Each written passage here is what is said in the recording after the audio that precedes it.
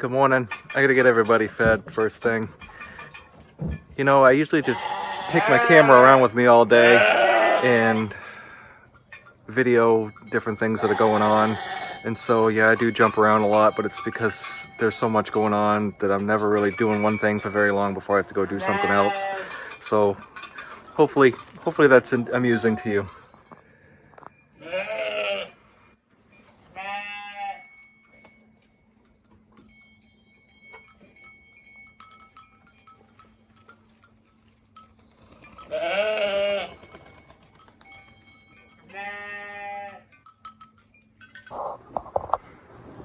So I get this grain by the 1,000-pound tote from my sister and brother-in-law. They grow all their own grain over there. And unfortunately, it's got a mess. The cows got into it yesterday before I could get it stored properly. So I'm trying to get this squared away first thing here. You know, it's just one of those things where I've always got 13 things going on at the same time, and I can never seem to do anything right. It's always just enough to get by, just enough to fix. Morning is always crazy town, trying to get everybody fed, and I normally would feed the sheep back there in their own spot, but the cows went up there yesterday and knocked the fence all down, so I can't have them up there.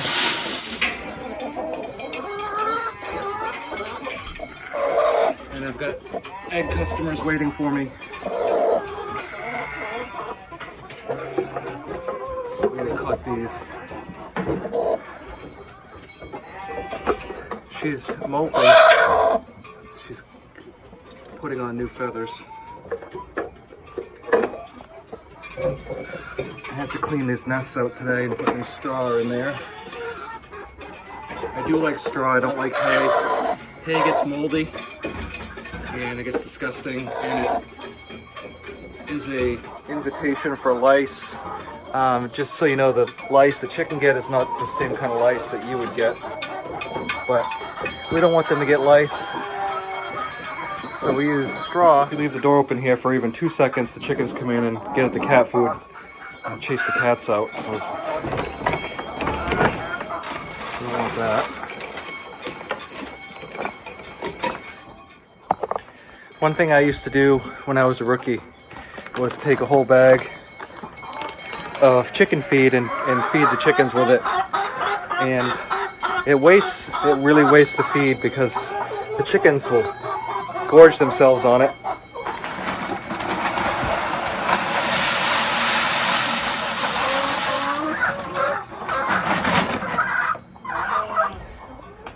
They get fat, they won't lay eggs very well. They will waste a lot of it and won't pick it up, and you are inviting rodents. So I didn't fill up my can today. I just took what was left in the bag and fed the chickens with it. But don't overfeed your birds. You get fat birds that don't lay well. They waste the feed and invites rodents, and it's just not efficient. So what you want to do is give your birds just enough food for that day. Now, that goes without saying, obviously, if you're leaving town for a couple days, sure, put extra food in, but as a general rule, we don't want to overfeed our birds. Feed them every day. The other thing we want to do is, when we're mixing our feed, we don't just give them the straight pellets, even though the pellets that we feed, or crumbles, they're from a reputable company like Poulin. I'm still going to mix in the oats and corn from my sister's farm. I'm going to put in black oil sunflower seeds, so I put in a scoop of those, and it's not a perfect mix. As the trash can goes down, I mix it up and mix some more in, so it's really not a perfect mix. And then I mix in a little bit of eggshells. They have eggshells, free choice, but I like to mix in a little bit of eggshells. And the last thing I put in is kelp. And so we don't need a lot of that. It's expensive, but the birds do well with it, as do the sheep. So one good thing about kelp is it has protein in it, and sheep can get copper toxemia or copper toxicity. So kelp has been shown to counter that, and so we don't need tons of it. We'll put in a little bit of kelp.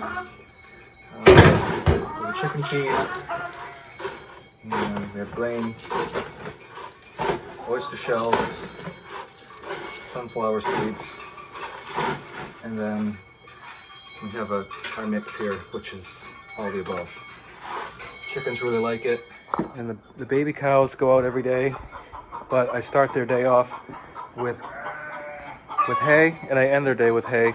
So they're eating fresh grass, they're getting everything on pasture, but because their bodies aren't developed yet and their stomachs aren't quite, they're not quite there, we want to develop healthy guts, so we give them hay.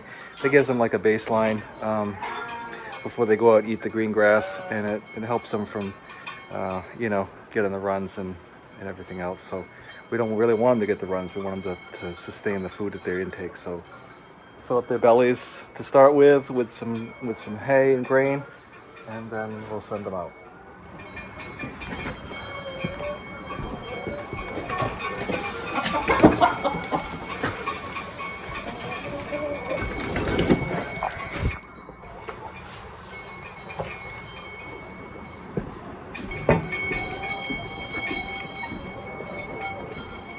So it's not 100% accurate, but it's mostly accurate. If you look at the chicken and look at the color of its earlobe, it determines the color of the egg. And so the chickens with white ears lay white eggs, or they lay a colored egg. And then the chickens who have a dark, usually it's like a reddish pink earlobe, they'll lay, so this one's like almost a pink, it's almost a pink egg. Or these brown ones. You guys ready to go out for the day? So if you look at this chicken right here, you see her earlobes, they're red. So she,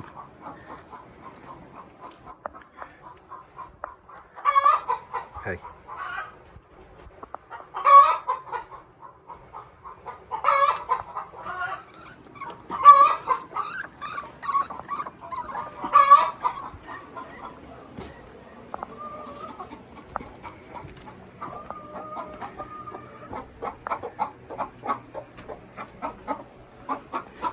If you look at this chicken right here, check out her ears.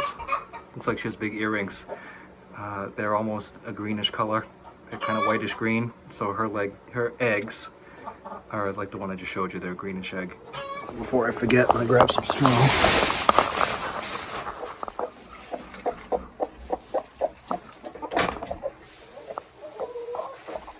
Now, some people use hay, but you really don't want hay. Hay gets moldy, attracts bugs and lice, and then it just invites all kinds of trouble.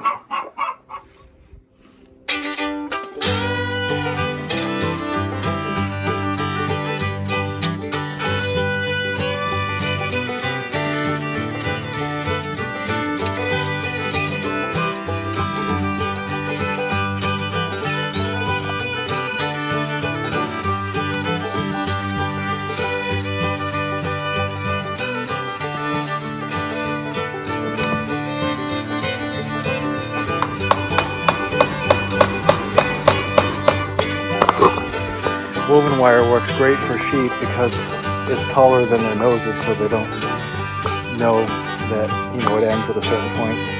Calves, it's fine, but once you have a cow who can reach over the top, they'll start pushing on it and then realize, at some point they can just knock it down and then they'll go through. And so even the best woven wire will get ruined.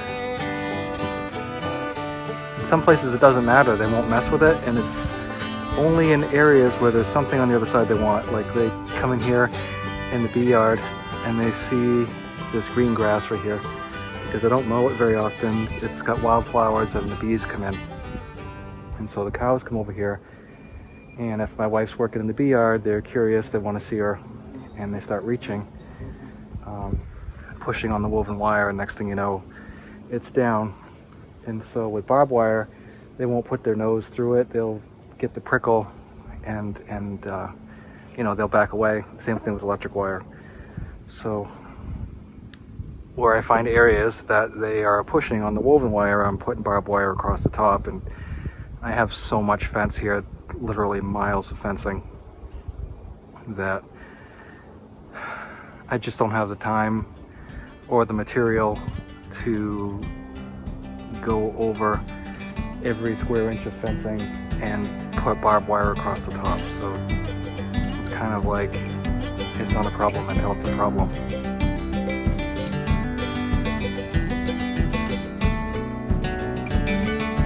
Goats will do the same thing as the cows, but worse. They'll put their feet on it, try to reach whatever's on the other side, or an effort to jump over it. In a lot of cases they will actually jump over it. So, and if they can get their head through it, they're going to get their body.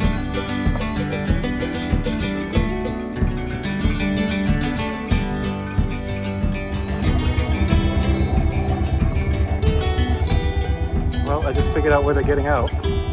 Now they knocked the fence down over there too. Perfect.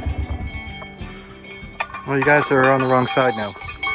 So this got peeled back and they go through here. Wonderful.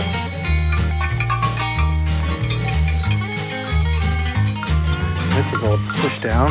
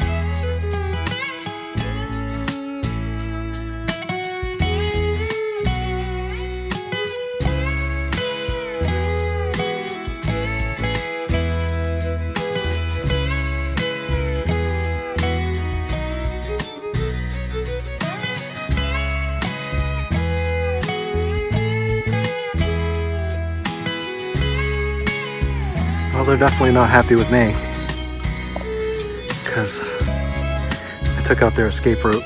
So I just gotta finish getting this barbed wire up and then tighten it down. 1, 2, 3, 4, 5, 6, 7.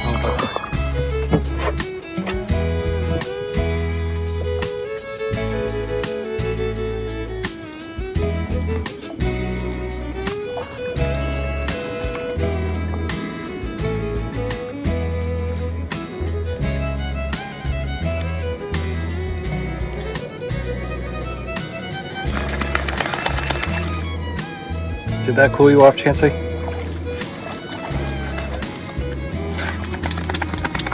How was that? Did that cool you off? It's been like nasty hot today. The humidity. I guess that's all I got for today. Thanks for watching and we'll see you next time.